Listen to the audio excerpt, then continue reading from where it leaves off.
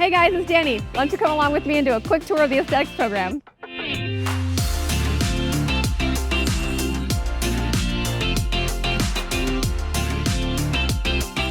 And our first stop on the tour is a Mountain Dog Cafe, where you'll find coffee, pastries, and so much more. As a client, you'll most likely be met here by your esthetician before we walk you back to receive your service. Thanks so much. And as a student, you can take advantage on your break to get those yummy treats too. Our next stop is the aesthetics lobby.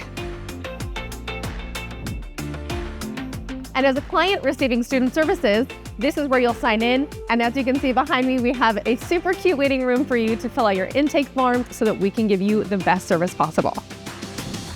Now let's check out the aesthetics lab. And this is where we do workbook and theory. Everything we learn, it starts here. And this is where we practice everything we learn. And if you're a client coming in for services, this is also where we'll treat you.